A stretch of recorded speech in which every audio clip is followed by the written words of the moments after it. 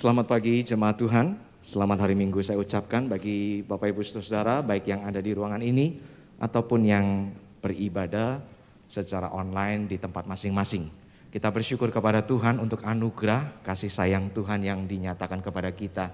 Sehingga hari ini di minggu yang baru, di awal yang baru ini kita kembali mendapat kesempatan ya untuk beribadah bersama-sama kepada Tuhan. Kita berdoa semoga seluruh rangkaian ibadah yang kita persembahkan kepada Tuhan dalam ibadah hari ini boleh menjadi korban yang harum bagi kemuliaan Tuhan. Mari saudara, kita bersama berdiri, kita mengambil waktu tenang sejenak sebelum kita masuk dalam ibadah pada hari ini.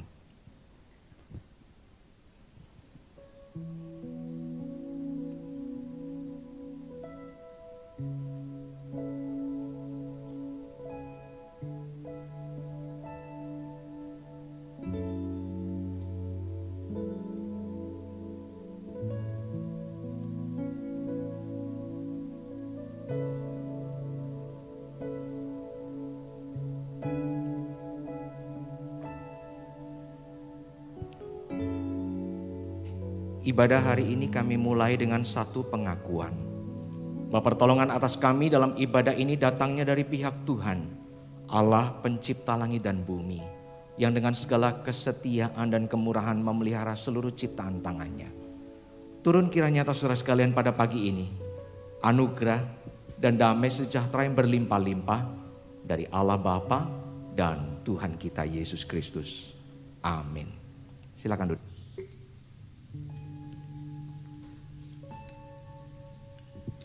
Shalom, saudara yang kasih dalam Tuhan. Mari kita datang kepada Tuhan dengan rasa syukur akan kasih setia Tuhan dalam hidup kita.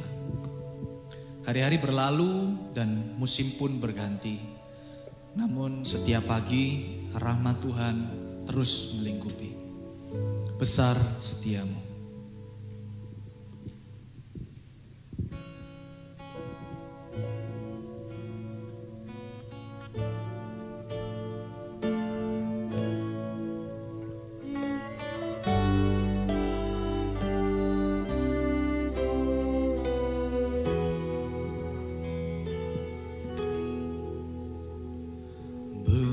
Besar setiamu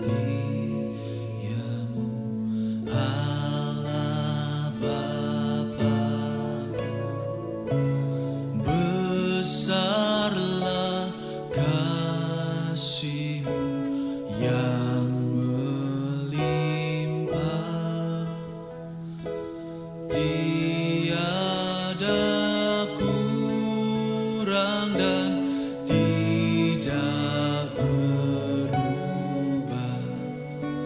sempurna dan tetap selamanya.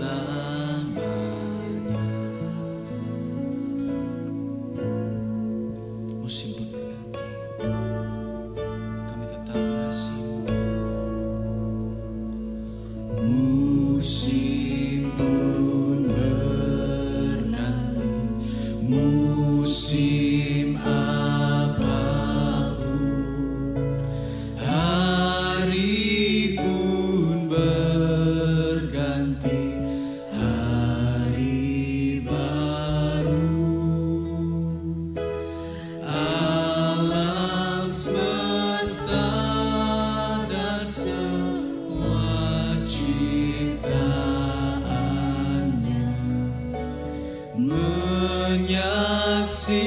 menyaksikan kasih setiamu, besar setiamu,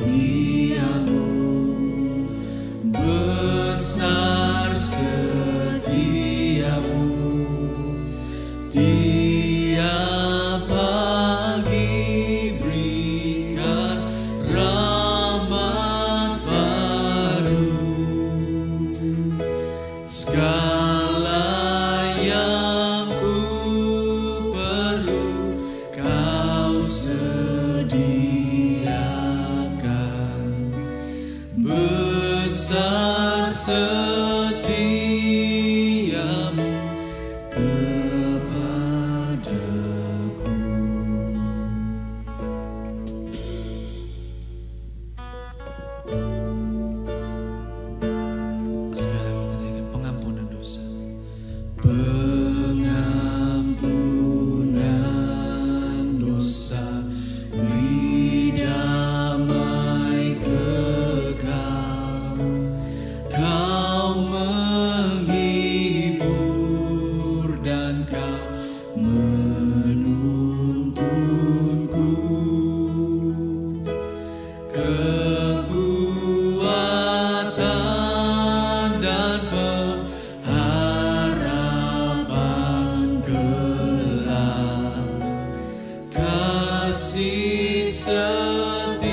setiamu selamanya. Besar setiamu, besar setiamu, besar setiamu. Tiap pagi berikan rahmat baru, segala yang ku perlu kau sediakan. Besar setiamu kepadaku, besar setiamu, besar setiamu, besar setiamu. Tiap pagi berikan rahmat baru, segala yang ku perlu kau sediakan. Besar setiamu kepadaku,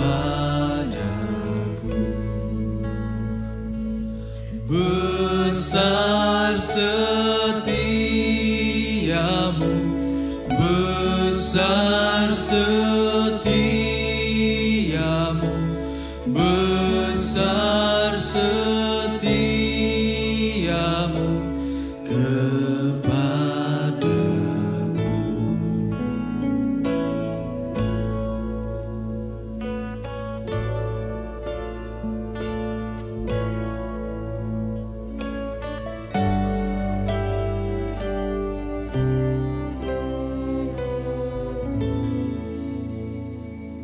Terima kasih Tuhan. Bapa, kami mengucap syukur Tuhan atas kebaikan dan kemurahan-Mu di dalam hidup kami Bapa. Biarlah Tuhan, ketika kami berkumpul di hari Minggu ini Tuhan, kami dapat bersama-sama bertumbuh Tuhan untuk semakin mengenal, semakin mengerti Tuhan apa arti kasih dan pengorbanan-Mu di atas kayu salib. Biarlah Bapa, Engkau sendiri Tuhan yang memimpin ibadah kami dari awal sampai akhirnya. Biarlah setiap jemaat yang hadir Tuhan dapat mengerti firman yang disampaikan, dan biarlah Tuhan itu dapat membangun setiap kami Tuhan untuk hidup lebih lagi seturut dan kehendak-Mu Tuhan. Kami menyerahkan ibadah ini dalam tangan-Mu Tuhan, hanya dalam satu nama Tuhan Yesus Kristus kami berdoa dan kami mengucap syukur. Amin. Semua bersukacita pada hari ini. Amin. Ada amin? Saudara-saudara, Tuhan yang kita sembah adalah Tuhan yang Maha Kuasa. Ia adalah pencipta langit, bumi, dan segala isinya. Tiada kuasa yang lebih daripadanya. Mari kita sama-sama memuji kedahsyatan pencipta kita dan meninggikan namanya. Allahku dahsyat. Mari semua bangkit berdiri.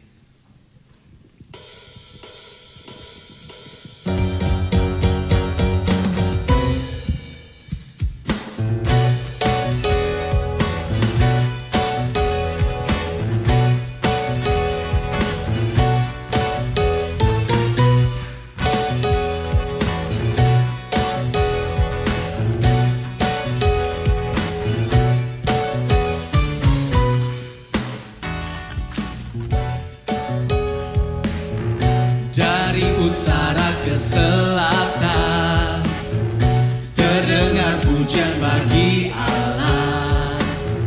Dari barat sampai ke timur nama Yesus disanjung tinggi. Dari pulau-pulau, lembah-lembah, gunung-gunung yang tinggi, kemuliaannya disaksikan, kebesarannya diceritakan. Yesus, Yesus, nama Yesus disanjung tinggi.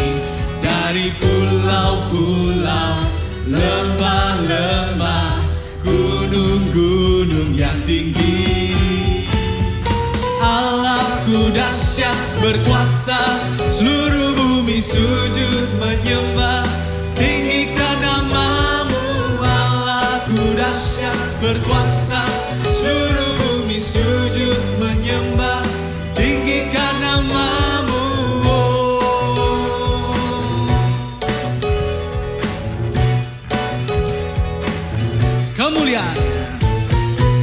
Kemuliaannya disaksikan, kebesarannya diciptakan. Yesus, Yesus, nama Yesus disanjung tinggi, nama Yesus disanjung tinggi. Dari pulau-pulau, lembah-lembah, gunung-gunung yang tinggi. Allahku dahsyat berkuasa, seluruh bumi sujud menyembah. Tinggikan namamu Allahku dahsyat berkuasa, seluruh bumi sujud menyembah. Tinggikan namamu Allahku dahsyat berkuasa, seluruh bumi sujud menyembah. Tinggikan namamu Allahku dahsyat berkuasa, seluruh bumi sujud menyembah.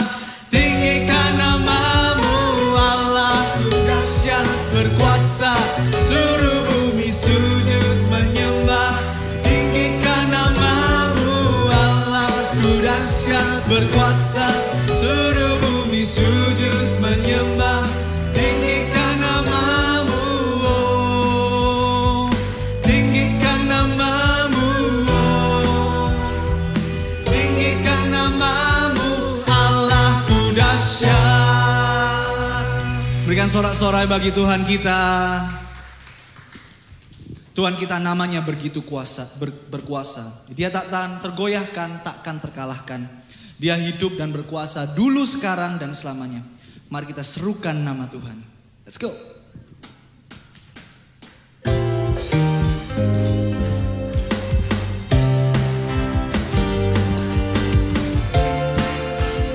Mari lebih semangat lagi bertepuk tangan.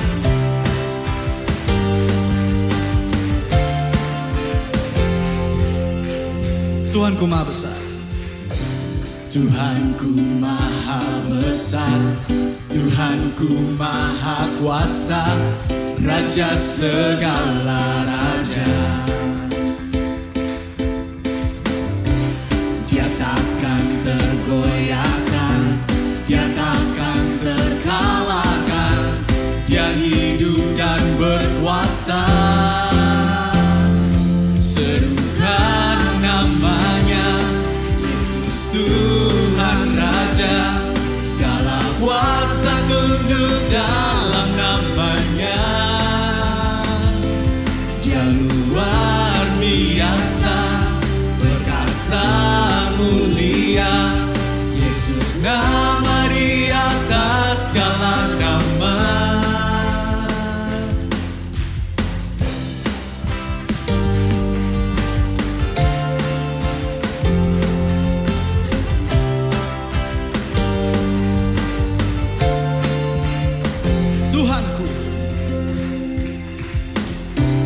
Tuhanku maha besar, Tuhanku maha kuasa, Raja segala raja. Dia takkan tergoyahkan, Dia takkan tergoyahkan, takkan terkalahkan. Dia takkan terkalahkan. Tuhan, Dia hidup dan berkuasa. Serukan namanya, Yesus Tuhan Raja. Segala kuasa tunduk dalam namanya. Dia luar biasa, perkasa mulia. Yesus nama di atas segala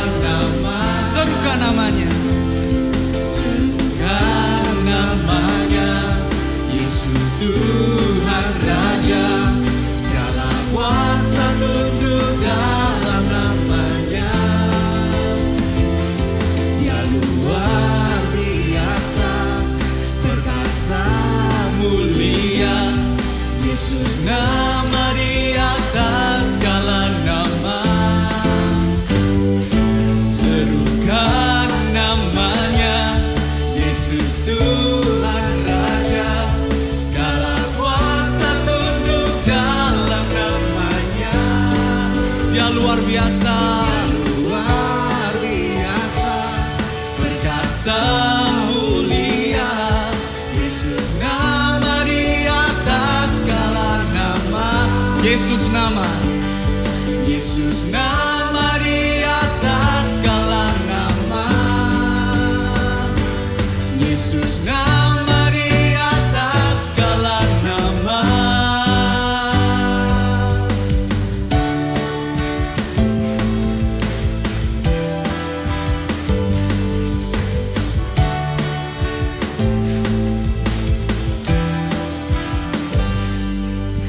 berikan sorak-sorai yang lebih lagi buat Tuhan kita Yesus Kristus. Sebelum kita mendengarkan firman, mari bersama kita menyatakan pengakuan iman rasuli yang berbunyi demikian.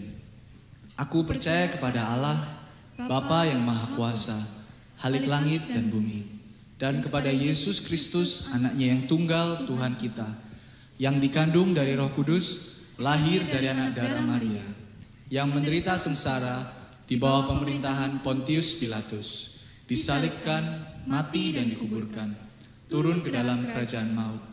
Pada hari yang ketiga, bangkit pula dari antara orang mati, naik ke surga, duduk di sebelah kanan Allah, Bapa yang Maha Kuasa. Dan dari sana ia akan datang untuk menghakimi orang yang hidup dan yang mati. Aku percaya kepada Roh Kudus, gereja yang kudus dan am, persekutuan orang kudus, pengampunan dosa, kebangkitan tubuh, dan hidup yang kekal. Amin. Silakan duduk, saudara kasih. Mazmur 8 ayat 5-6 berkata, apakah manusia sehingga engkau mengingatnya? Apakah anak manusia sehingga engkau mengindahkannya? Namun engkau telah membuatnya hampir sama seperti Allah dan telah memahkotainya dengan kemuliaan dan kehormatan. Saudara-saudari, sebagai makhluk ciptaan, sebenarnya kita tidak ada hak untuk menerima ataupun menuntut hal yang baik daripada Tuhan kita. Kita hanyalah hamba yang seharusnya taat pada Tuannya. Namun Tuhan memandang kita dengan keindahan, dan Ia mengangkat kita menjadi orang-orang yang berharga di matanya. Ia mengasihi kehidupan kita dan merancangkan masa depan yang penuh pengharapan bagi setiap kita. Mari kita sama-sama mengucap syukur atas berkat kemurahan Tuhan dalam hidup kita. Berkat kemurahan.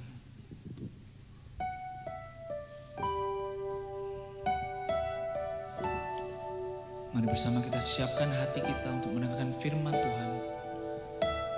Kita mengucapkan syukur kita untuk kebaikan dan kasih, untuk kemurahan yang dalam kehidupan kita.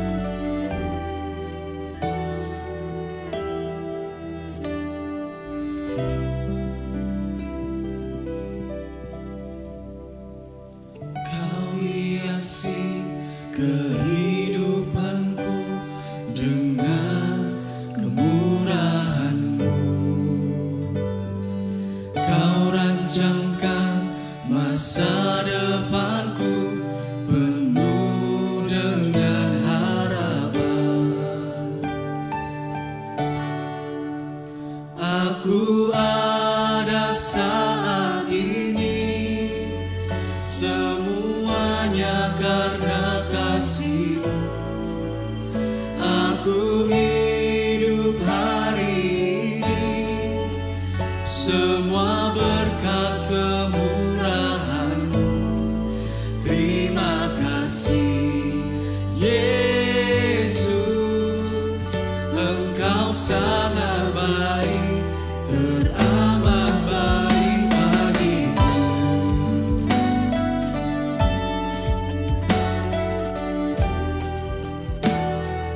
Terima kasih Tuhan. Terima kasih. Sekali lagi kita sama-sama naikkan.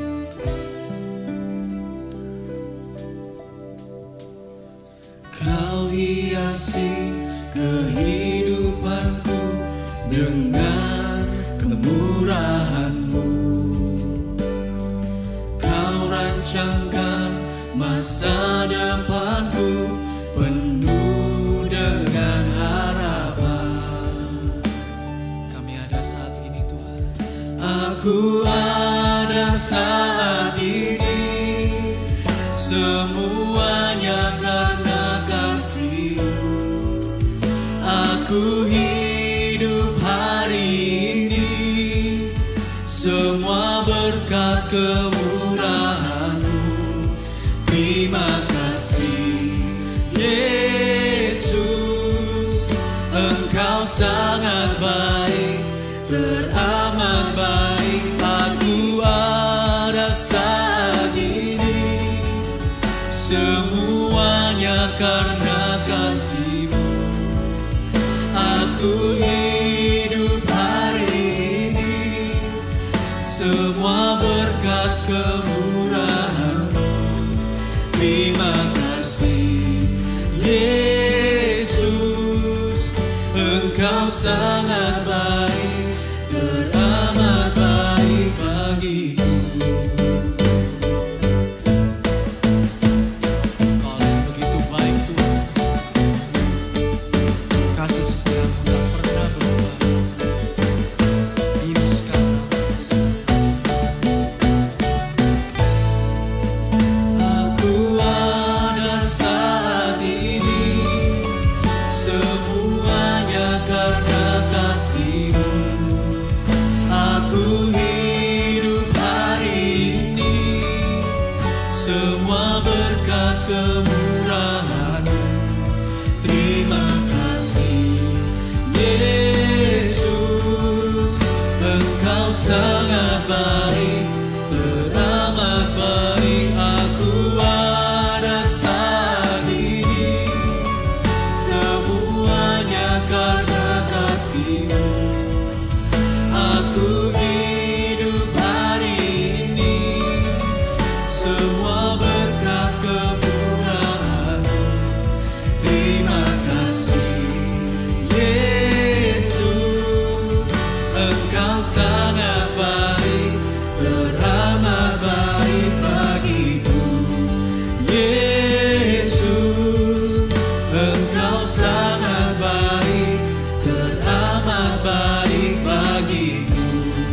Yesus, Engkau sangat baik, teramat baik bagiku.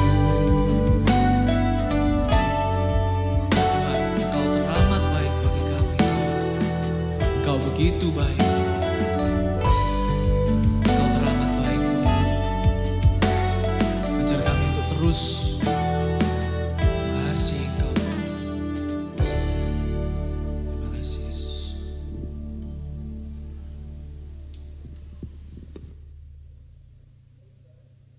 Kita untuk menundukkan kepala dan kita berdoa terlebih dahulu.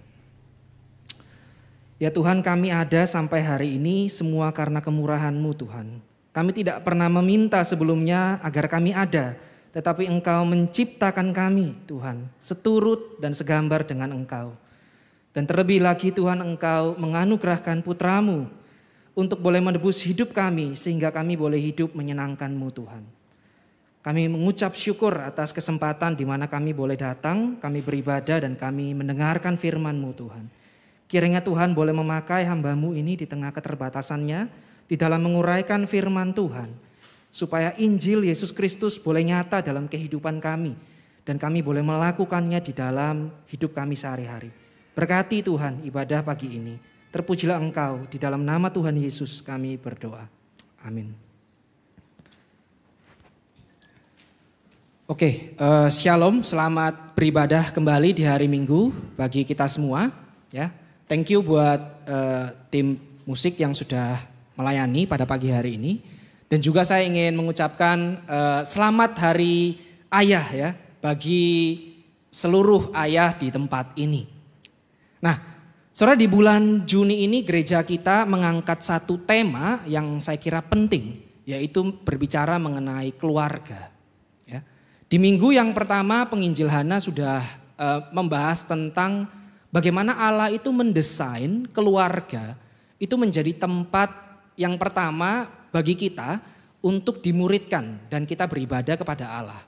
Dan di minggu yang kemarin Pendeta Sucipto sudah membawakan tentang apa artinya cinta yang kudus, the sacred love ya. Dan khususnya cinta itu terjalin di dalam kehidupan pasangan suami dan istri. Nah, di hari ini saya akan mengajak kita untuk merenungkan satu tema yang saya kira sangat penting. Yang saya beri judul God's Purpose for Marriage. Apa rencana Allah ketika ia menjadikan lembaga yang disebut pernikahan itu. Saudara, laptop ini ketika diciptakan pertama kali oleh orangnya, dia tahu tujuannya. Dipakai untuk fungsi perkantoran misalnya. Mikrofon ini diciptakan pertama kali tujuannya jelas. Tujuannya jelas. Untuk tes, oke. Tujuannya jelas untuk membesarkan suara. Saudara, segala sesuatu diciptakan dalam dunia ini biasanya tujuannya ada dulu gitu. Sebelum barang itu ada. Nah, hari ini saya akan mengajak kita untuk memikirkan kembali gitu ya. Sebenarnya apa sih tujuan Tuhan itu mendesain pernikahan bagi manusia? Untuk itu pertama-tama saya ingin menampilkan sebuah video untuk kita perhatikan bersama. Bisa ditampilkan mungkin? 开始关注，一、二、生日快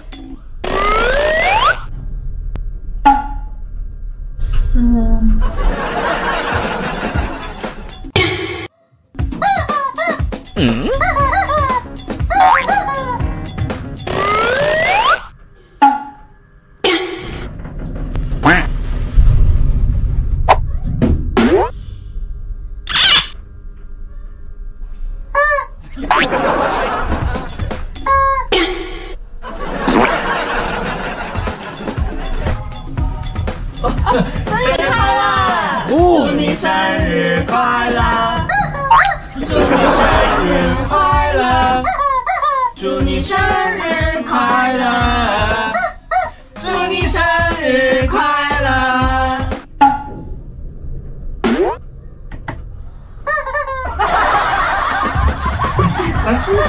生日快乐！这给你的礼物。快乐！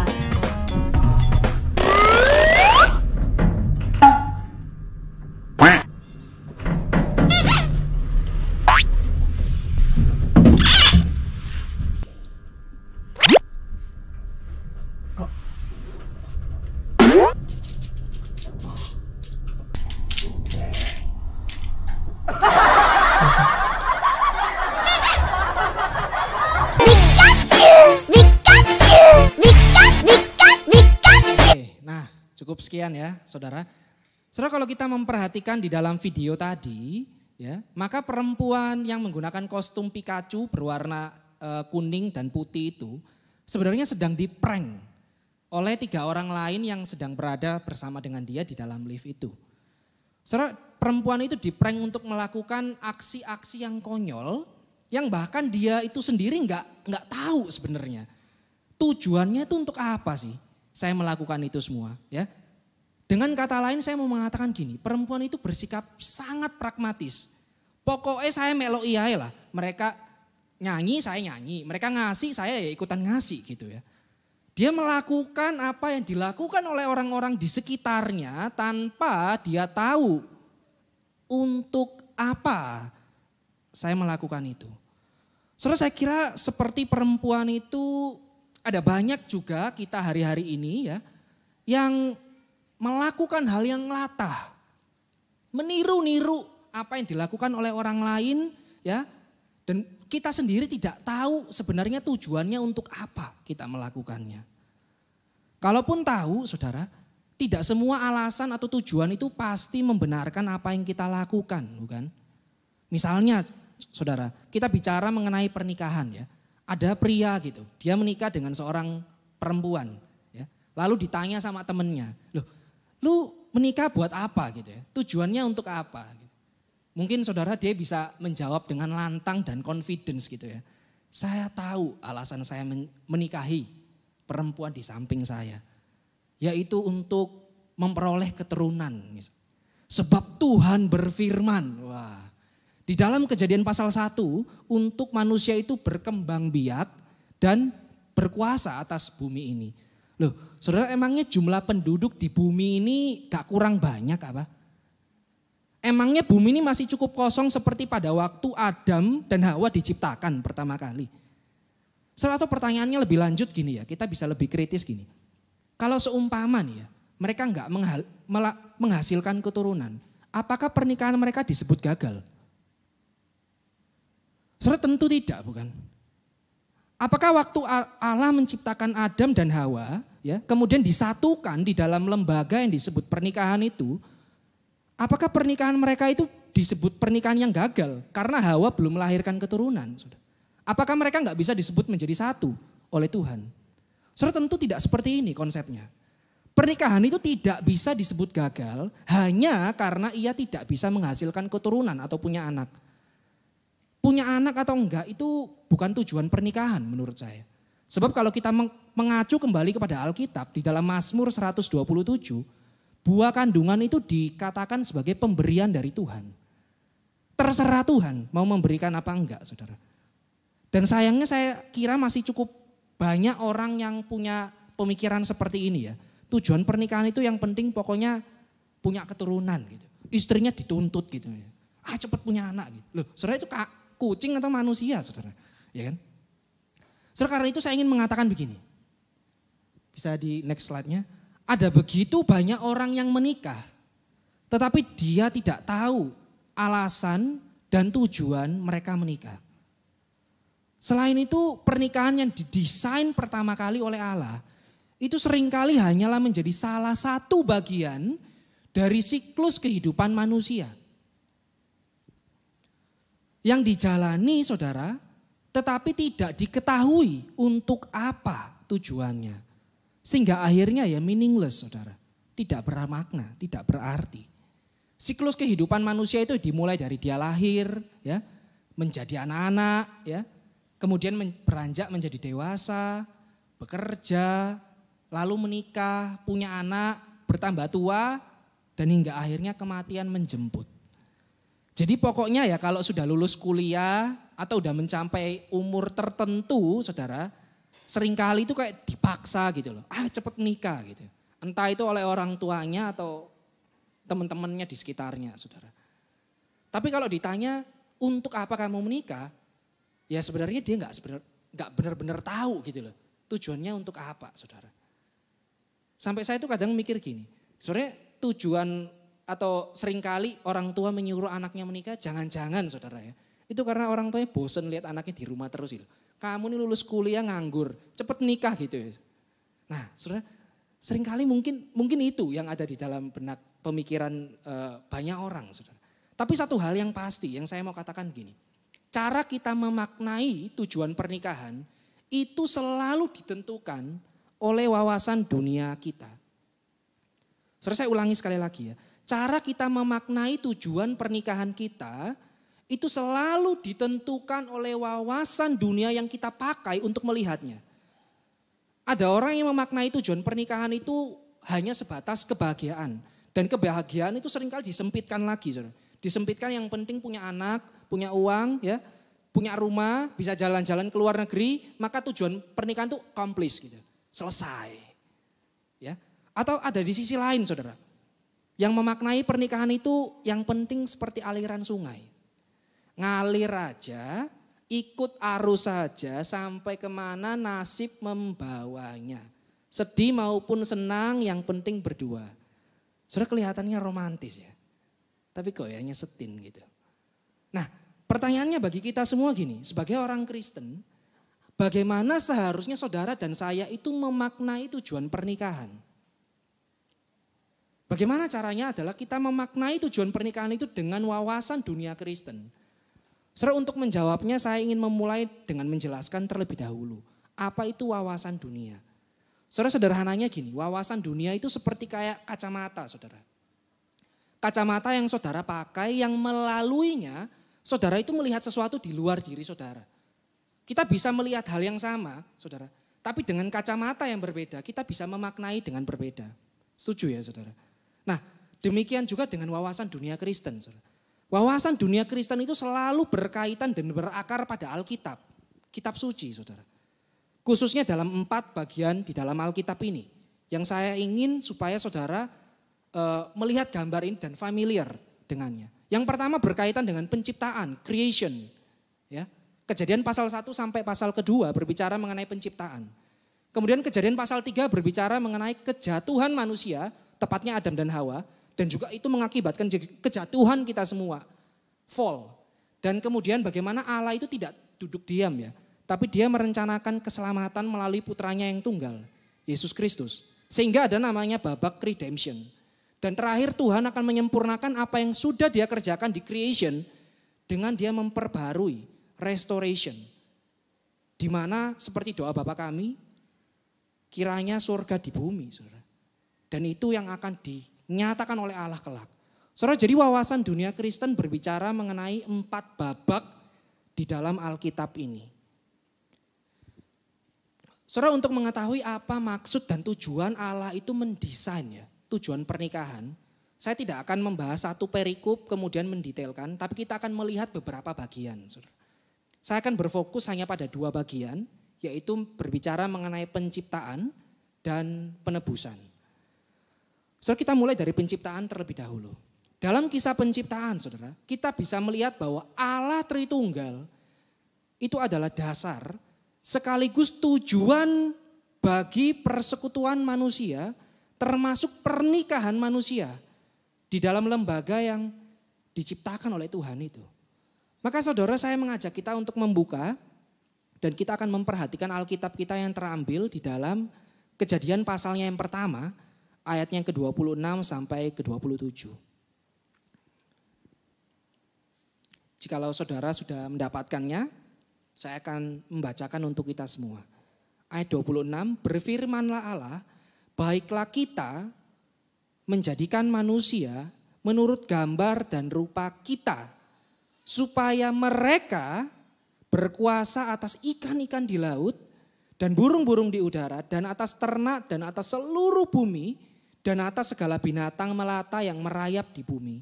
Maka Allah menciptakan manusia itu menurut gambarnya, menurut gambar Allah diciptakannya dia tunggal, laki-laki dan perempuan, jamak. Diciptakannya mereka.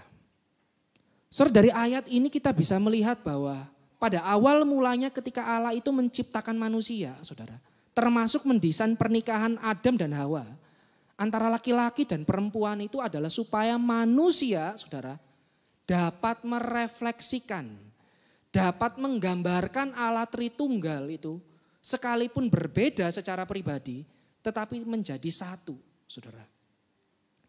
Artinya manusia sebagai gambar dan rupa Allah tidak pernah, saudara, diciptakan untuk sendirian dan hidup hanya untuk seorang diri, saudara. Sekalipun, saudara, ada orang yang dipanggil untuk tidak menikah ya, atau biasa disebut dengan nama lain itu selibat. Ya. Tapi orang itu tidak pernah dipanggil untuk hidup seorang diri. Kita selalu dipanggil untuk hidup bersama di dalam persekutuan. Itulah mengapa saya ingin mengatakan begini, pernikahan itu penting, saudara. Tapi dia bukan segala-galanya. Pernikahan itu juga bukan tujuan hidup manusia loh, saudara. Saudara, jangan sampai ketika saudara ditanya tujuan hidupmu apa? Tujuan hidup saya itu menikah. Keliru, saudara. Tujuan hidup manusia bukan pernikahan. Sama seperti ketika saudara tuh membeli mobil. Saudara membeli mobil itu untuk mobil itu sendiri. Tak? Tentu saja tidak, bukan. Saudara beli mobil itu untuk dipakai gitu loh. Saya kira nggak ada orang pada umumnya yang beli mobil untuk mobil itu sendiri. Setuju ya saudara? Misalnya saudara bilang, oh ada kok tetangga saya kolektor mobil. Lah kalau dia punya mobil, dia ke pasar jalan kaki apa naik mobil, saudara? Ya mobilnya nggak dipakai satu, tapi ada 2 lain yang bisa dipakai, saudara. Saudara, tidak ada orang yang beli mobil untuk mobil itu sendiri. Selalu dia beli mobil itu untuk dipakai, untuk digunakan, saudara. Demikian juga dengan pernikahan. Pernikahan itu hanyalah alat, saudara. Alat yang melaluinya manusia itu dapat memenuhi tujuan dan panggilan mereka yang sudah ditetapkan oleh Allah. Yaitu untuk menjadi gambar Allah bersekutu satu sama lain. Sama seperti persekutuan antara Bapa, Anak, dan Roh Kudus. Saudara, itulah tujuan dari pernikahan. Dan selanjutnya saudara, bukan cuma sekedar bersekutu, Gitu ya. Apa artinya sebuah persekutuan tanpa cinta kasih? Oleh sebab itu kita bisa melihat juga bahwa tujuan dari pernikahan adalah kita merefleksikan kasih Allah dan bahkan saudara bisa mengalami sendiri, mencicipi sedikit kasih Allah di dalam kehidupan rumah tangga saudara. Saudara, itulah tujuan Allah menciptakan pernikahan. Kalau kita membaca di dalam Alkitab ya, di dalam surat Yohanes pasalnya yang keempat ayatnya ke-8 dan ayatnya ke-16. Rasul Yohanes itu mengatakan bahwa Allah itu adalah Allah yang kasih. Dan kalau kita perhatikan di dalam tulisan Yohanes yang lain, di dalam Injil Yohanes pasalnya 17 ayat 24, maka Tuhan Yesus sendiri mengatakan bahwa Bapa telah mengasihi sang anak bahkan sebelum dunia itu dijadikan. Sebelum saudara dan saya itu ada di tengah dunia ini, apa yang dilakukan oleh pencipta kita, Allah Tritunggal di dalam kekekalan, adalah mereka mengasihi satu dan yang lain, saudara. Dan kasih itulah, saudara, yang diharapkan oleh Allah tercermin di dalam kehidupan pernikahan kita. Dan juga kasih itu adalah kasih yang mempersatukan, saudara. Kalau kita membaca di dalam Yohanes 17 ayat 21, ketika Tuhan Yesus itu berdoa untuk kesatuan dari murid-muridnya, Yesus itu merujuk pada kesatuan Allah Tritunggal. Yesus mengatakan sama seperti Bapa dan Anak yang juga adalah satu, demikian aku mengharapkan kamu juga satu. Artinya bukan hanya bersatu dan kesatuan itu dilandasi oleh cinta kasih, saudara. Dan kasih seperti itulah yang Allah ingin nyatakan di dalam kehidupan pernikahan manusia. Saudara, itulah tujuan dari pernikahan Kristen. Saudara. Supaya kita dapat merefleksikan kasih Allah. Bahkan bukan hanya merefleksikan keluar, saudara. Kita mengalami sedikit.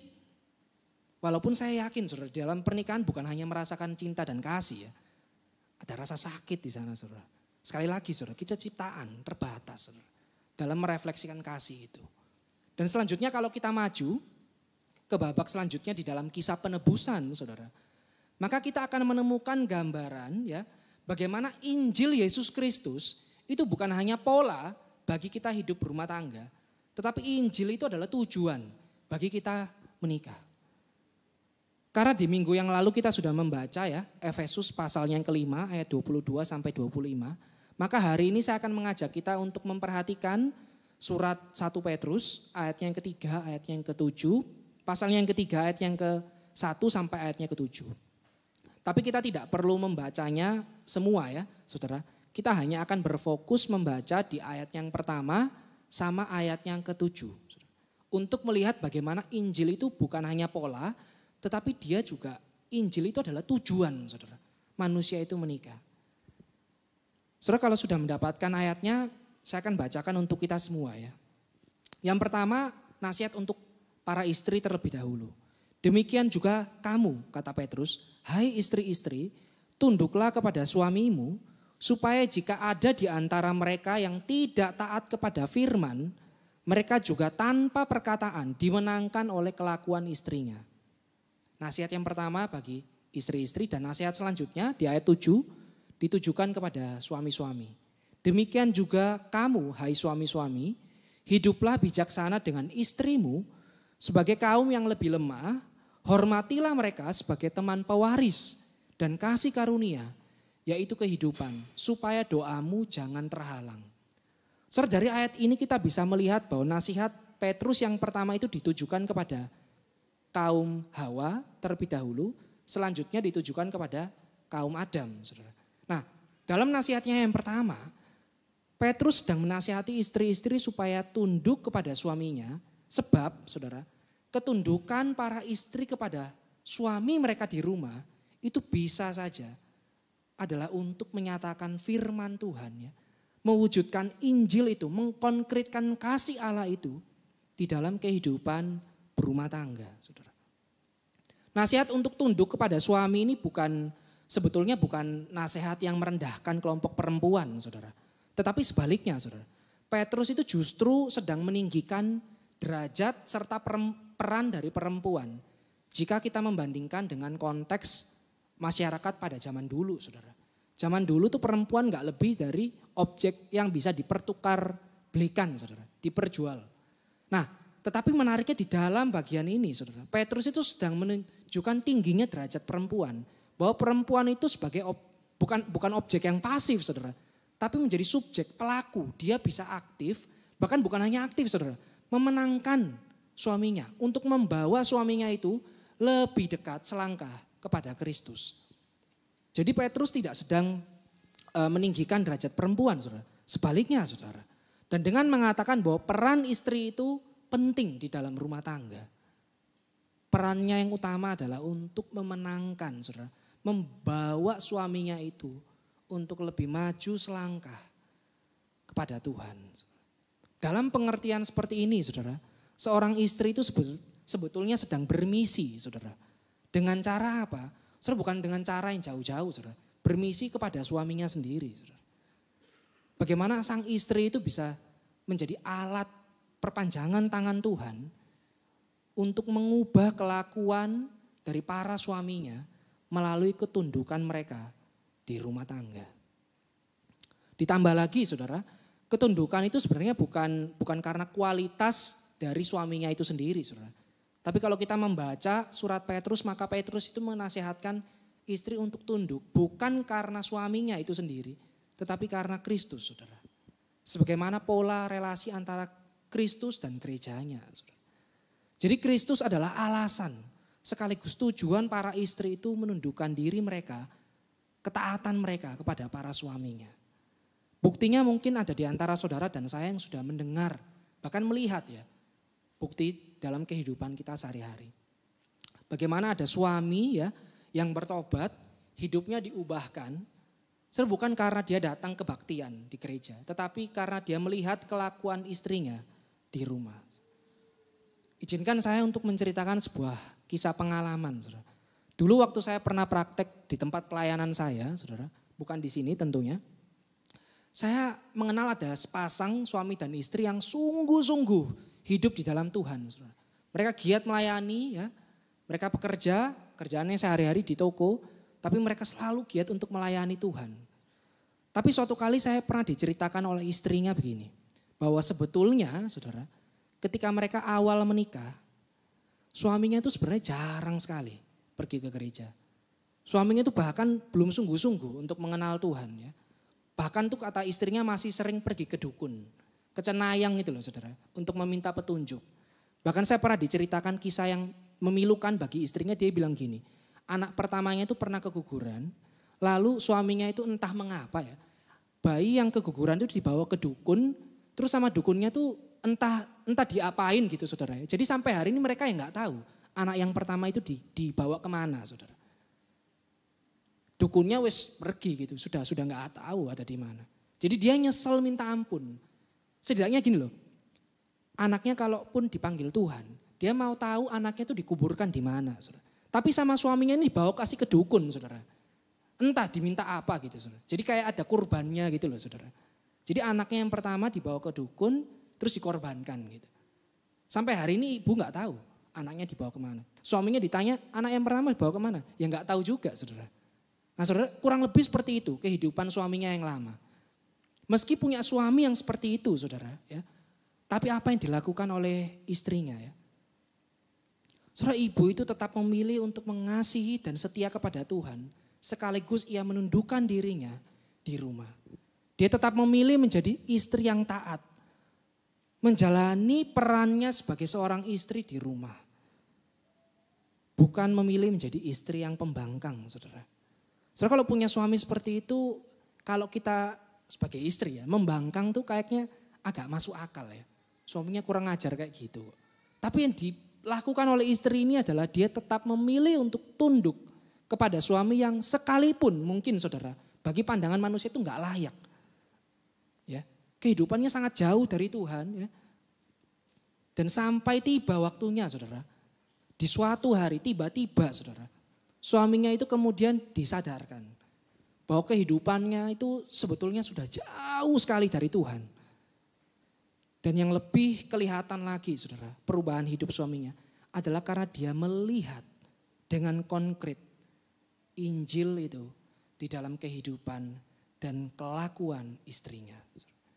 Dia mengenal Tuhan bukan dari kata orang, saudara, tapi dari kehidupan istri. Saudara, istrinya itu akhirnya membawa suaminya untuk selangkah lebih dekat kepada Kristus. Dan saya percaya ini juga karena pertolongan dari Roh Kudus, saudara. Lalu hidup dari suaminya itu pun berubah, saudara. Dia meninggalkan kehidupannya yang lama dan dia menuju kepada kehidupannya yang baru, yang ia temukan di dalam Kristus. Sehingga akhirnya mereka dapat melayani bersama, saudara. Bahkan waktu saya pelayanan itu istrinya sempat menjabat sebagai salah satu majelis ya di tempat gereja saya praktik dulu. Saudara, saya rindu kisah ibu itu juga dapat terjadi di gereja ini, saudara. Di mana suami kita itu dapat dimenangkan, saudara. Dapat dibawa untuk mengalami pertumbuhan secara rohani melalui kehidupan kita. Saudara, itulah yang menjadi nasihat dan harapan bagi Rasul Petrus pada jemaatnya. Dan tentunya itu juga berbicara bagi kita, bukan? Nah, selanjutnya saudara, kita akan melihat nasihatnya yang kedua dari nasihat Petrus ditujukan kali ini kepada para suami, saudara. Dalam nasihatnya yang kedua, saudara, Petrus sedang menasihati para suami untuk bagaimana mereka itu memiliki kehidupan yang bijaksana. Untuk menghormati istri mereka, ya, sebagai kaum yang lebih lemah, lalu diperintahkan juga untuk menghormati, saudara. Ya, jadi perintah untuk menghormati itu bukan hanya berlaku dari istri kepada suami, tetapi juga dari suami kepada istri, saudara. Dan dihormati sebagai apa, saudara? Dihormati sebagai teman, pewaris, dan kasih karunia. Dan Petrus menambahkan di sana supaya doa dari para suami itu tidak terhalang. Jadi sebetulnya tugas menghormati itu bukan hanya tugas para istri, saudara. Tapi juga tugas dari para suami kepada istri-istrinya. Istri-istri itu juga layak, saudara, menerima hormat daripada suaminya, saudara. Meskipun kita tahu, saudara, kita hidup di tengah budaya yang dimana laki-laki itu seringkali lebih dihormati daripada perempuan. Setuju ya, saudara ya? Itu budaya Asia, saudara. Pokoknya kalau perkataan laki pasti benar, perkataan perempuan salah. Tapi kalau perempuan disalahkan gak mau. Kurang lebih seperti itu ya kehidupan kita ya di dalam budaya Asia. Nah, saudara, kalau kita perhatikan di dalam nasihat Petrus ini ya, suami-suami yang tidak hidup bijaksana ya, dan juga tidak menghormati istrinya, Petrus itu seolah-olah mau menunjukkan ada konsekuensi loh di balik semua itu. Konsekuensinya adalah bahwa doa mereka akan terhalang. Atau dengan kata lain, saudara, doa dari para suami itu tidak akan dikabulkan. Saudara, peringatan di dalam Alkitab itu sebenarnya cukup jarang, saudara. Tindakan yang disertai dengan konsekuensi. Tetapi di dalam bagian ini, saudara, Petrus dengan jelas menunjukkan konsekuensinya, saudara. Padahal sebetulnya kalau saudara baca di dalam Alkitab tuh konsekuensi dari tindakan tuh agak jarang, saudara. Tapi dalam bagian ini sangat jelas. Dan peringatan ini saya kira diarahkan khusus kepada para suami. Mengapa, saudara? Dan bukan para istri. Sebab suami sebagai kaum pemimpin di rumah tangga, saudara, bisa saja melakukan tindakan yang semena-mena. Saudara mungkin pernah mendengar ada istilah yang mengatakan gini ya. Kalau saudara mau tahu siapa orang itu, give him money. Bukan ya, saudara. Give him power. Saudara kalau mau tahu orang itu seperti apa, berikan dia itu kuasa, saudara. Demikian juga sebaliknya, saudara. Kalau saudara mau tahu suami saudara itu seperti apa, berikan dia itu power, saudara. Berikan dia itu rasa hormat, berikan dia itu status. Nah, saudara, laki-laki umumnya dilihat sebagai pemimpin di rumah tangga. Tetapi pertanyaannya begini, saudara. Bagaimana dia mengerjakan perannya sebagai pemimpin itu di rumah tangga? Saudara, itulah yang menjadi kegelisahan Petrus pada waktu itu. Karena itu Petrus menasihati ya, para suami untuk menghormati istrinya, ya, hidup bijaksana dengan istrinya sebagai teman pewaris kasih karunia Tuhan. Saudara, ini peringatan yang penting bagi kita para suami ya, di tempat ini. Sebab seringkali tidak jarang, saudara, kita mungkin bisa lebih mudah menghakimi bahkan merendahkan. pasangan kita di rumah. Saudara. Saudara, ini tentu bukan pekerjaan yang mudah. Ya. Cukup sulit saudara. Apalagi kalau saudara itu yang bekerja. Ya. Saudara yang cari nafkah. Saudara yang ngatur. Saudara. Ada kecenderungan manusia jatuh dalam dosa itu untuk merendahkan yang pekerjaannya tuh dirasa lebih di bawah dia. Saudara. Padahal sebenarnya Alkitab tidak menggaris tegas perbedaan seperti ini saudara. Perempuan dan laki-laki itu dilihat setara saudara. Nilainya, kualitasnya itu setara saudara. Sekalipun memiliki perbedaan peran saudara. Jadi saudara, inilah dua nasihat yang diharapkan Tuhan dilakukan oleh umatnya di dalam kehidupan pernikahan mereka. Dengan melakukan kedua nasihat ini saudara, Injil itu akan disaksikan, dikonkretkan di dalam kehidupan rumah tangga kita. Pertanyaannya sekarang adalah, apa aplikasinya saudara bagi kehidupan kita hari ini? Khususnya bagi setiap kita yang mungkin sudah menikah saudara. Setidaknya saya kira ada dua hal yang bisa kita pelajari dari bagian ini. Yang pertama saudara, jadikanlah pernikahanmu itu sebagai sarana untuk merefleksikan kasih Allah. Saudara, dengan memahami bahwa pernikahan itu merupakan sarana saudara, alat tadi ya, yang disediakan oleh Allah kepada manusia untuk merefleksikan kasih Allah.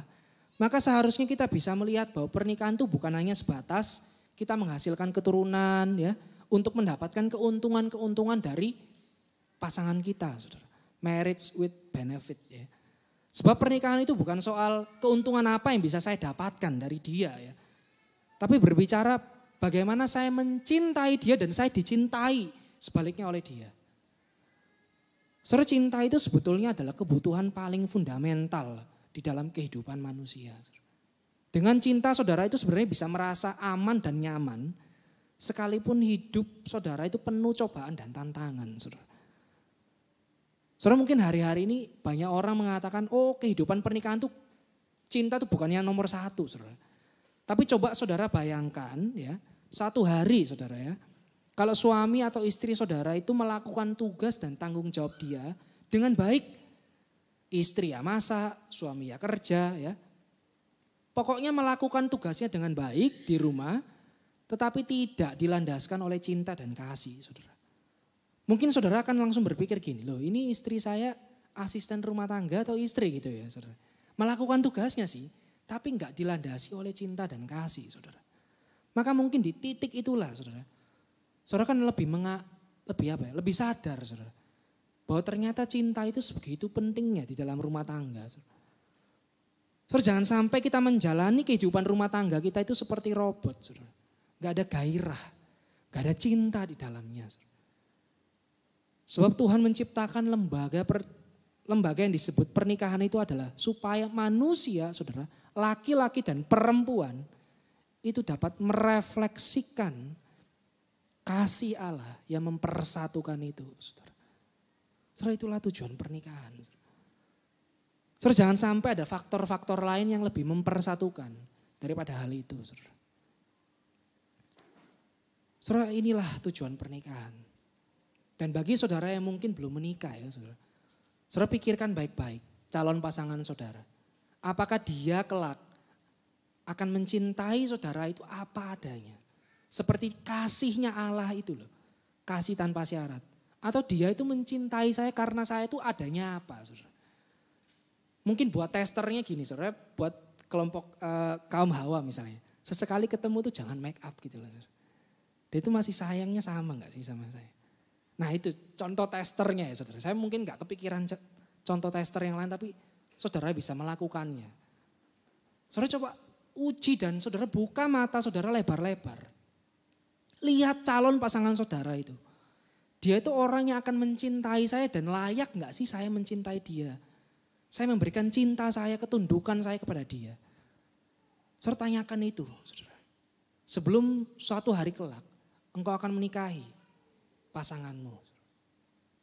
Dan yang kedua saudara, yang bisa kita pelajari ya, mengenai tujuan pernikahan adalah jadikanlah pernikahanmu itu sebagai wadah untuk saling diproses dan memproses satu sama lain untuk menjadi semakin serupa dengan Kristus. Saudara, inilah tujuan yang kedua. Dengan memahami tujuan pernikahan seperti ini, saudara, maka saudara itu akan lebih bisa untuk memberi ruang bagi kegagalan, saudara. Bagi ketidaksempurnaan dari pasangan saudara.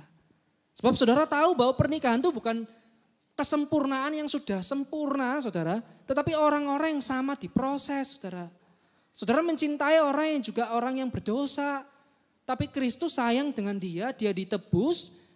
Dan Tuhan mau saudara memakai hidup saudara untuk mengubah dia. Saling memproses saudara. Saudara juga diproses oleh pasangan saudara. Saudara, inilah tujuan pernikahan saudara. Kita bukan orang yang sempurna dan sempurna. Tetapi kita orang yang bergumul dengan ketidaksempurnaan kita sebagai seorang pasangan. Tetapi thanks to God. Dia menyediakan pasangan yang memberi ruang selebar-lebarnya bagi ketidaksempurnaan kita itu. Supaya kita bisa saling. Saudara, kata kuncinya saling saudara. Saling memproses dan diproses saudara. Untuk kita itu bisa menjadi semakin serupa dengan Kristus. Saudara, inilah tujuan pernikahan yang kedua saudara. Dia adalah wadah. Tempat di mana saudara itu seperti pergi ke tempat gym saudara. Saudara melatih kesabaran saudara. Saudara melatih kepekaan saudara di sana, saudara. Saudara, kalau ada pasangan saudara yang gagal ya, saudara, itu wajar, saudara. Sebab saudara juga mikirnya gini, saya juga bisa gagal, saya juga bisa jatuh, saudara.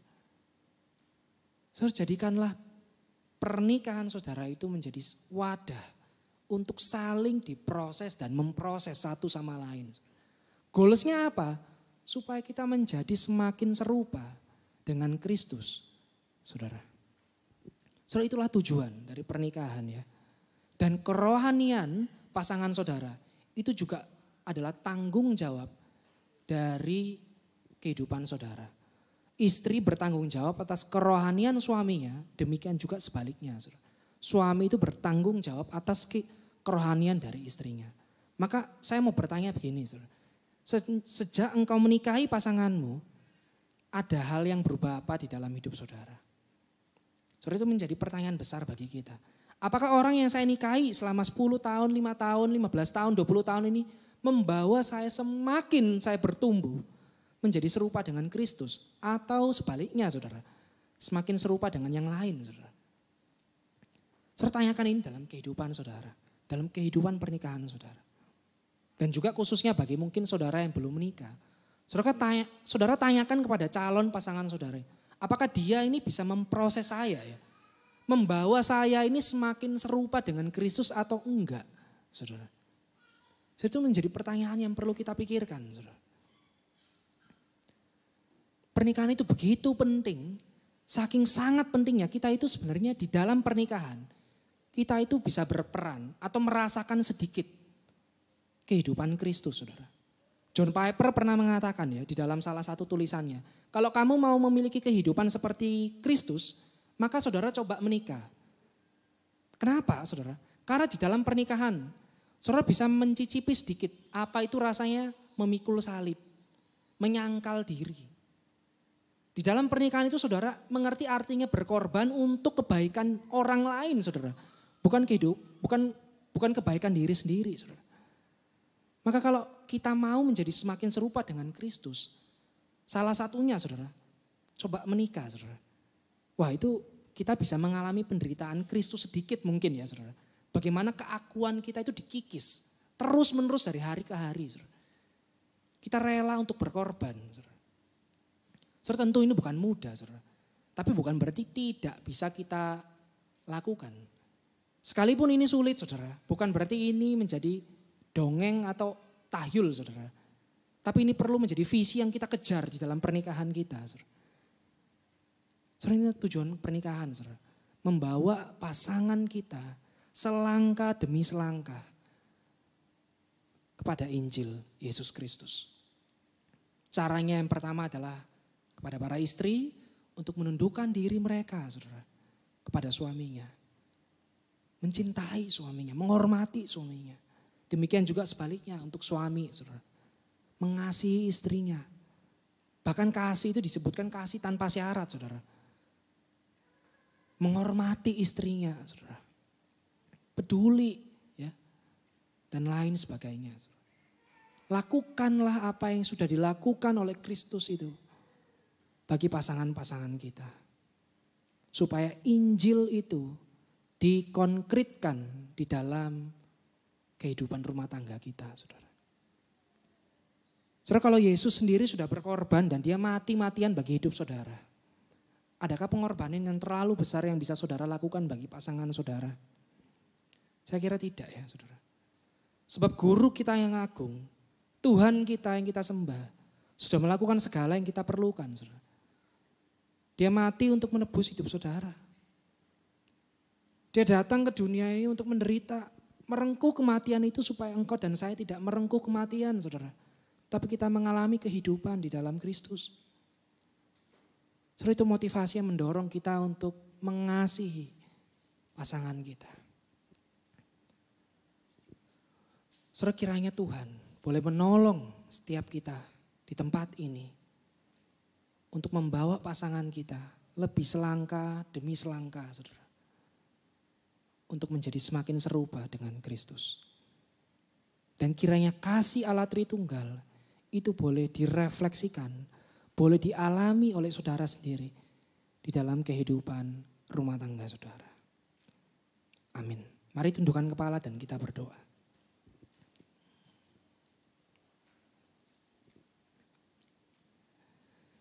Ya Tuhan, kami telah mendengar firman-Mu Tuhan.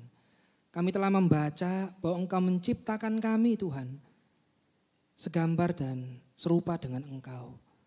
Dan khususnya Engkau menciptakan lembaga yang kami sebut pernikahan itu supaya menjadi wadah bagi kami merefleksikan kasih Tuhan di dalam pernikahan kami. Berapa banyak di antara kami yang mungkin menikah tetapi tidak sungguh-sungguh merefleksikan kasih itu di dalam pernikahan kami. Tuhan, kiranya ampuni kami Tuhan. Kami orang yang berdosa, kami orang yang cacat, tapi kami memohon kuasa Roh Kudus untuk mentransformasi kami Tuhan. Supaya kami bisa menjadi semakin serupa dengan Kristus. Dan bukan hanya dengan kami Tuhan, tetapi bersama dengan pasangan kami, dengan anak-anak kami Tuhan. Kami rindu, kami boleh datang, beribadah, kami menyembah Allah yang sama. Saudara, inilah menjadi kerinduan bagi kami Tuhan. Ajarkanlah kami untuk mengenal cinta-Mu yang Engkau tunjukkan dan Engkau nyatakan di dalam putra-Mu yang mati bagi kami. Tuhan, kami mau Tuhan Engkau membaharui kehidupan rumah tangga kami. Sehingga kami punya tujuan di dalam pernikahan kami. Kami menikah bukan hanya untuk menghasilkan keturunan, bukan hanya untuk bekerja, saudara. Tapi kami menikah untuk kami saling memproses dan diproses satu sama lain. Dan kiranya Tuhan hingga akhir, Tuhan menyempurnakan apa yang telah kami mulai. Kami rindu Tuhan, melalui pernikahan kami boleh lebih dekat dengan Engkau. Ya Tuhan, kami juga mau berdoa untuk apa yang kami beri Tuhan, melalui persembahan kami. Kiranya Tuhan, kami memberi bukan supaya kami diberkati, tetapi kami memberi sebab kami telah menerima berkat Tuhan yang begitu besar terlebih dahulu. Dan inilah respons ibadah kami kepadamu Tuhan. Tuhan berkati pemberian kami. Dan juga kami mau berdoa untuk saudara-saudara kami yang sedang bergumul. Saudara-saudara kami yang bergumul entah itu di dalam keluarga mereka. Persoalan keluarga yang kompleks saudara. Mulai dari ekonomi, fisik, dan lain sebagainya. Tuhan, kami memohon kiranya Tuhan memimpin kami untuk bisa melewati pergumulan di dalam keluarga kami Tuhan. Mungkin ada di antara kami yang bergumul dengan orang tua kami Tuhan. Yang belum bisa berperan sebagai ayah atau ibu yang baik di rumah. Ajarkanlah kami menjadi anak-anak yang boleh tetap mencintai papa dan mama kami meskipun seperti itu Tuhan. Kiranya Injil boleh dikonkretkan di dalam kehidupan kami sebagai anak. Kami juga berdoa Tuhan untuk saudara-saudari kami yang mungkin sedang bergumul dengan sakit penyakit mereka Tuhan. Tuhan, sekalipun mungkin kesembuhan masih jauh, tapi kami berharap Tuhan menguatkan kami di dalam kami melewati proses-proses pengobatan itu. Tuhan menguatkan. Ya Tuhan, kami juga berdoa bagi bangsa dan negara kami. Kiranya Tuhan, masyarakat bersama dengan pemerintah boleh saling bahu-membahu untuk mencegah penularan COVID-19 yang baru di Indonesia. Kami berdoa Tuhan, kiranya keadilan dan kesejahteraan itu boleh dinyatakan di tengah-tengah masyarakat kami. Inilah doa-doa kami Tuhan. Kiranya Engkau mendengar dan menjawab sesuai dengan maksud dan waktu Tuhan. Terpujilah Engkau ya Tuhan. Dalam nama Putra-Mu kami berdoa. Amin. Mari saya mengajak saudara-saudari untuk kita bangkit berdiri. Kita akan mengembalikan segala pujian kita kepada Allah. Allah yang mulia, yang kasih setianya senantiasa hadir. Dari dulu, sekarang, dan sampai selama-lamanya. Bagi kita semua. Doksologi.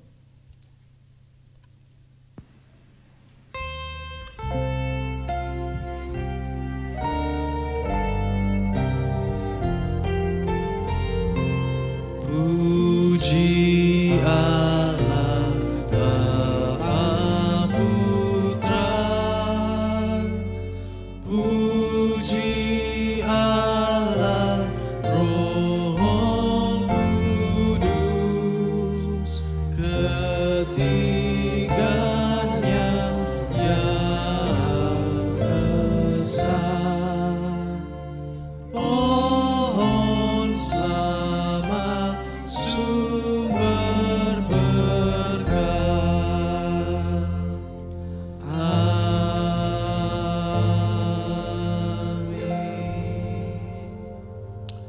Mari kita arahkan hati kita kepada Tuhan. Dan terimalah berkat dari Tuhan. Kiranya kasih setia dari Allah Bapa yang Bapa tunjukkan kepada kita di dalam putranya Yesus Kristus. Yang telah mengampuni setiap dosa-dosa kita. Dan kiranya tuntunan serta damai sejahtera dari Allah Roh Kudus menyertai dan menyempurnakan kita sampai kelak Tuhan Yesus datang untuk kedua kalinya.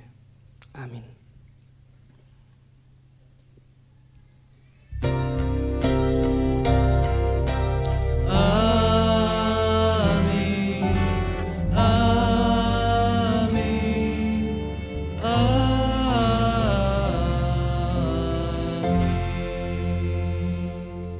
Selamat hari Minggu.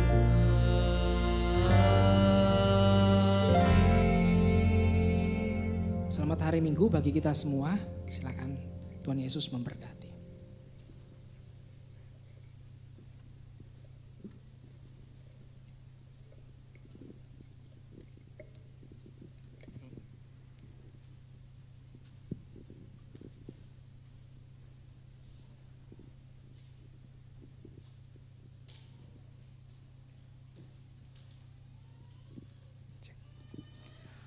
Baik, sekali lagi selamat hari Minggu saya ucapkan bagi saudara-saudara sekalian.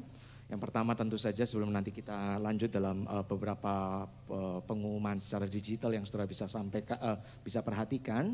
Dalam kesempatan ini saya ingin mengucapkan selamat datang, selamat beribadah bagi Bapak Ibu, saudara-saudara, teman-teman ya, baik yang baru pertama kali hadir bersama-sama ataupun bagi teman-teman. Saya lihat hari ini ada beberapa teman-teman dari jauh ya yang datang mungkin berkunjung berlibur di Surabaya ya. Selamat datang buat saudara sekalian, senang bisa bertemu dengan saudara semua. Yang kedua, saudara-saudara, seperti yang tadi juga disinggung oleh Saudara Hendra dalam pembukaannya, hari ini sesungguhnya adalah hari yang istimewa ya, karena secara internasional kita memperingati sebagai Father's Day, Hari Ayah ya.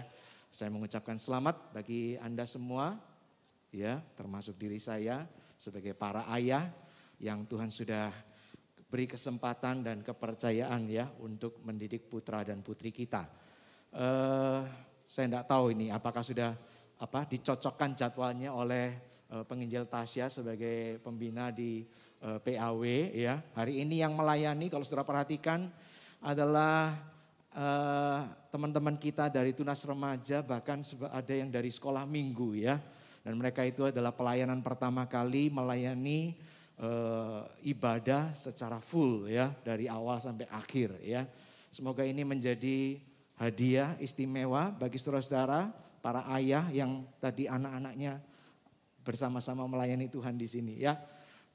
Kami ingin kita menjadi sebuah gereja yang terus memberikan kesempatan ya kepada setiap jemaat, termasuk mereka-mereka yang bahkan masih muda ya, sangat muda sekalipun, untuk bersama-sama berbagian dalam pelayanan ya.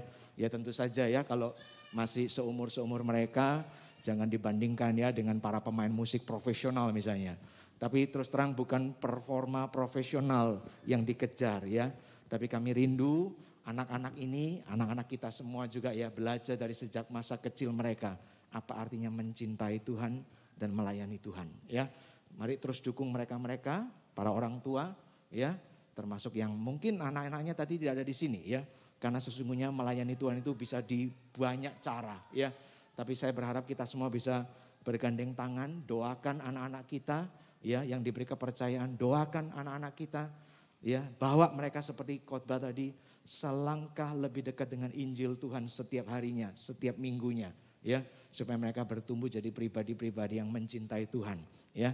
Karena itu saudara, mulai bulan Juli minggu pertama jangan lupa para papa, para mama, tolong anak-anaknya dipersiapkan untuk bisa mulai mengikuti ibadah sekolah minggu secara onsite. Ya, mulai bulan Juli nanti ibadah sekolah minggu akan diselenggarakan full onsite, tidak ada lagi online, tidak ada lagi hybrid ya. Jadi hanya secara onsite saja. Tolong beri mereka dorongan, semangat ya. Setelah 2 tahun ya, bukan cuma sekolah minggunya pun online ya. Mungkin kalau dari rumah nggak usah lagi harus bangun lebih pagi, nggak usah lagi harus mandi, makan berjam-jam sebelumnya, ya 5 menit sebelum acara sudah bisa langsung ya. Tapi sekarang mereka harus melupakan kenyamanan itu. Ini tugas berat buat para orang tua kita semua ya. Siapkan mereka, anak-anak kita, untuk bisa kemudian kembali ya beribadah secara baik ya, yaitu lewat ibadah sekolah minggu secara onsite. Yang terakhir dari saya adalah, saudara, kalau sekali lagi mungkin masih banyak yang bertanya, kita memang setelah atau pasca pandemi kemarin ini ya, tidak lagi memasukkan tindakan membawa persembahan itu di tengah-tengah liturgi ibadah ya. Jadi ya ibadahnya dari tadi awal votum sampai kemudian doksologi terakhir ini tidak ada tindakan untuk membawa persembahan ya. Alasan praktisnya tentu adalah karena durasi, kemudian alasan yang lain menurut kami ibadah persembahan, tindakan membawa persembahan sebetulnya adalah tindakan kita setiap saat ya. Bukan cuma di antara jam 10 sampai jam 11 ini, bukan cuma hari Minggu, sebetulnya setiap hari seluruh aspek hidup kita harusnya jadi persembahan. Jadi saudara tetap bisa membawa persembahan saudara, kalau secara digital lewat transfer ke rekening gereja, kalau secara tunai bisa lewat sampul-sampul yang ada di kantung kursi di depan saudara. Tapi tolong jangan lupa sampulnya dimasukkan ke kotak persembahan belakang ya.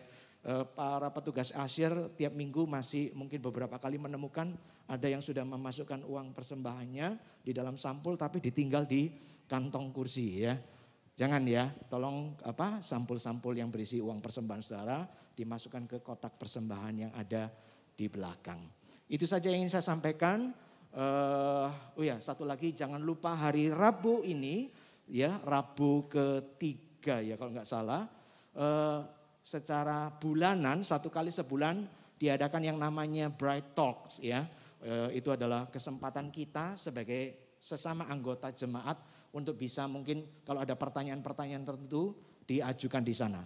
Bulan ini secara khusus mengambil topik tentang LGBTQ ya. Nanti saudara Hendra yang akan jadi narasumber sekaligus moderator. Silakan saudara-saudara ikut supaya ini kemudian juga menjadi tambahan wawasan bagi kita menjadi semakin dewasa mengenal firman Tuhan. Itu saja yang saya sampaikan. Teman-teman tim multimedia akan memutarkan video digital wartanya. Selamat hari Minggu saudara, Tuhan memberkati. Hey, daripada makan di rumah, ayo ikut retret. Halo teman-teman, ayo ikut acara retret BCS Surabaya dari tanggal 24 sampai 25 Juni 2022 di Ubaya Training Center, Trawas. Retret ini khusus buat tunas remaja dan sekolah minggu kelas besar. Nanti bakal ada banyak acara-acara seru termasuk outbound. Apalagi yang ditunggu? Ayo daftar sekarang. Ayo tak. Kenapa lu tak suruh video? Mei. Oh yo, besok ada acara ulang tahun.